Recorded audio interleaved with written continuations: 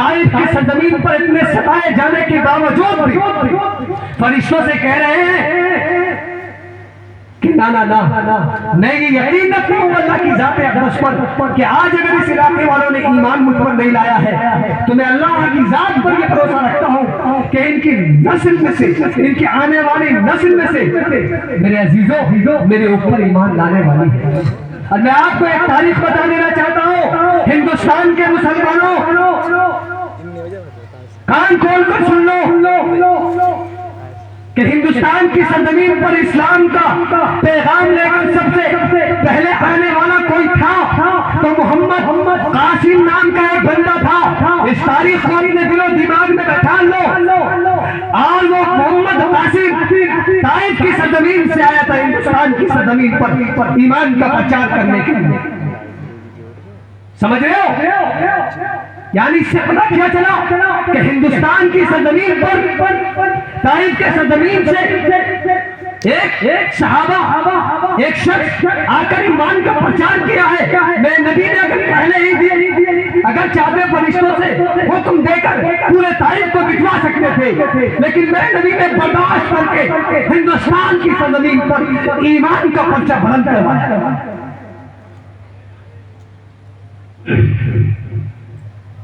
میرے عزیزوں، یہ ہے صحابہ اکرام رضی اللہ تعالی علیہم اجمعین کی تاریخ۔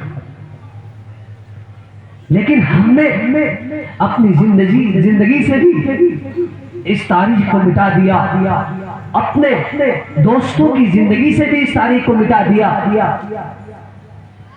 ہماری زندگی کے اندر سچے اعمال نہیں، ہماری زندگی کے اندر نبی کریم صلی اللہ تعالی علیہ وسلم کا سچا عشق نہیں، صحابہ اکرام رضی اللہ تعالی علیہم اجمعین سے سچا عشق نہیں۔ میرے عزیزوں، ان تمام چیزوں کو آپ بھولیں۔ آج بتاؤ کہ پوری دنیا کے اندر مسلمانوں کی تعداد میں کوئی کمی ہے؟ کوئی کمی ہے؟ جب اسلام آیا، یہ یاد رکھیے گا کہ اسلام جناب دو عالم محمد رسول اللہ صلی اللہ تعالی علیہ وسلم کے نبی ہونے کے بعد سے نہیں آیا ہے، بلکہ اسلام سیدنا آدم علیہ السلام کے آنے کے بعد سے ہی اسلام آیا۔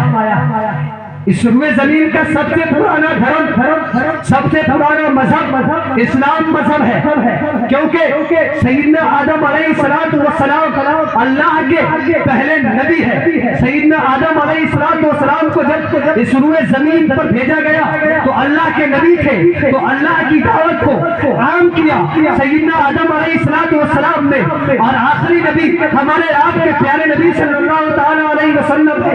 قربان جاؤ اللہ پر، اللہ کے نبی صلی اللہ تعالی علیہ وسلم پر، کہ میں آپ کو کتابی مطالعے کے ذریعے سے ایک بات بتا دینا چاہتا ہوں۔ ہم نے آپ نے پڑھا تو یہی ہے، ہم نے آپ نے تو سمجھا یہی ہے کہ سیدنا آدم علیہ السلام پہلے نبی ہے، لیکن میں یہاں پر ایک چیز بتا دینا چاہتا ہوں کہ سیدنا آدم علیہ السلام بناتے کے پہلے نبی تو ہے، لیکن ہمارے نبی صلی اللہ تعالی علیہ وسلم بھی پہلے نبی ہے اور آخری نبی بھی ہے۔ میں نبی صلی اللہ تعالی علیہ وسلم کو صرف یہ حق حاصل ہے کہ میرا نبی صلی اللہ علیہ وسلم پہلے نبی بھی ہے، آخری نبی بھی ہے۔ یہ کس طریقے سے ہوا؟ کتابوں میں لکھا ہوا ہے۔ شہر تہذیب منطق کی ایک کتاب ہے، الحمدللہ الذی افضل اخلاق۔ یہ عبارت پڑھنے کے بعد اس کی تشریح میں حضرت نے ایک بات لکھا ہے۔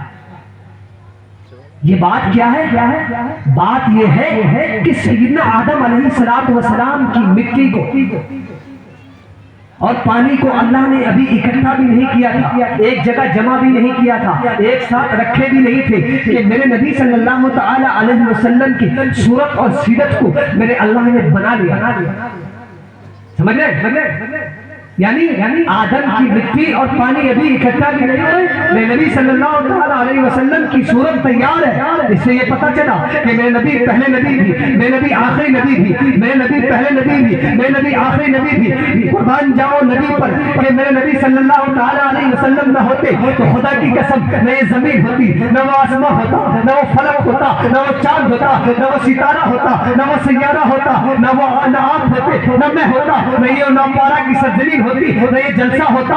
मैं नबी सल्लल्लाहु अलैहि वसल्लम से इश्क करने वालों, मोहब्बत करने वालों, शायद पर भी कुर्बान जाओ कि शायद ने क्या ये खूब कहा कि मोहम्मद की मोहब्बत दीन हक की शर्त अव्वल है, कि मोहम्मद की मोहब्बत दीन हक की शर्त अव्वल है। इसी में हो कर खामी तो सब कुछ नामुकम्मल है। समझ रहे কিছু বুঝতে পারছেন? হ্যাঁ, বুঝা যাচ্ছে? আলহামদুলিল্লাহ। तो शायर বলছেন कि मोहम्मद की मोहब्बत दीन हक की शर्त अव्वल है। মানে আমরা ঈমান এনেছি তো প্রথম জিনিস আমাদের ভিতরে কি থাকা দরকার? মুহাম্মদুর রাসূলুল্লাহ সাল্লাল্লাহু তাআলা আলাইহি ওয়াসাল্লামের প্রেম, ভালোবাসা। बुझें कि मोहम्मद की मोहब्बत दीन हक की शर्त अव्वल है और इसी में हो गर खामी तो सब कुछ नामुकम्मल है। शायद দ্বিতীয় মিসরায় বলছে कि যদি এই মুহাম্মদুর রাসূলুল্লাহ সাল্লাল্লাহু আলাইহি ওয়াসাল্লামের ভালোবাসার ভিতরে যদি কিছু কমে থেকে যায় तो सब कुछ नामुकम्मल। মানে আমাদের ঈমান পরিপূর্ণ হয়নি। ঈমান পরিপূর্ণ করার জন্য আল্লাহ নবী সাল্লাল্লাহু আলাইহি ওয়াসাল্লাম কে ভালোবাসতে হবে। আমি জানি कि पूरा पृथ्वीर मुसलमानরা আল্লাহ নবী সাল্লাল্লাহু তাআলা আলাইহি ওয়াসাল্লাম কে অবশ্যই ভালোবাসেন। কেন না? ইহুদ আর নাসারা আজকে ওদের একটা চাল হয়ে গেছে कि ওরা পৃথিবীকে যাচাই করে। কিভাবে যাচাই করে? যাচাই এইভাবে করে कि देखो এখন পৃথিবীতে কতজন মানুষ আল্লাহ নবী সাল্লাল্লাহু আলাইহি ওয়াসাল্লাম কে ভালোবাসে। তো অনেকগুলো জায়গাতে নাউযুবিল্লাহ বিজালিম ইহুদ ও নাসারার লোক মিলে আল্লাহ নবী সাল্লাল্লাহু আলাইহি ওয়াসাল্লামের শানে গুস্তাখি করে। আর মনে রাখুন পৃথিবীর মুসলমানরা প্রত্যেকটা জিনিস বরদাস্ত করতে পারবে, लेकिन আল্লাহ নবী সাল্লাল্লাহু আলাইহি ওয়াসাল্লামের শানে গুস্তাখি বরদাস্ত করতে পারবে না। কেন? কে মুসলমান পুরো পৃথিবীর মধ্যে সবথেকে বেশি আল্লাহ নবী সাল্লাল্লাহু আলাইহি ওয়াসাল্লামকে ভালোবাসে। বুঝতে পারছেন? এই হিন্দুস্তানের জমিনের ভিতরে আজ থেকে 2 বছর আগে নকুল শর্মা নামে একজন মহিলা একটা নাপাক পাতা তুলেছিল, তাই তো? ওই তারিখটা মনে আছে? কিন্তু পুরো পৃথিবী দেখতে পেরেছে এই হিন্দুস্তানের মানুষরা একসাথে দাঁড়িয়ে প্রত্যেকটা ফিরকার মুসলমানরা একসাথে দাঁড়িয়ে আল্লাহ নবী সাল্লাল্লাহু আলাইহি ওয়াসাল্লামের জন্য কথা বলতে করেছিল আর হিন্দুস্তানের পার্লামেন্টকে ভেঙে ফেলেছিল না? এইটাই মুহাম্মদুর রাসূলুল্লাহ সাল্লাল্লাহু আলাইহি ওয়াসাল্লামের মুহাব্বতের দলিল আছে, ভালোবাসার দলিল আছে। কি জানেন না दोस्तों? আমরা আল্লাহ নবী সাল্লাল্লাহু আলাইহি ওয়াসাল্লাম কে ভালোবাসবো, আল্লাহ নবী সাল্লাল্লাহু আলাইহি ওয়াসাল্লামের কথা মেনে চলবো ইনশাআল্লাহ। আল্লাহ নবী সাল্লাল্লাহু আলাইহি ওয়াসাল্লামের কথা মেনে আমাদেরকে চলতেই হবে। যদি না চলি তবে আমরা গুমরাহির মধ্যে পড়ে যাব। হুজুর আসছে আলহামদুলিল্লাহ।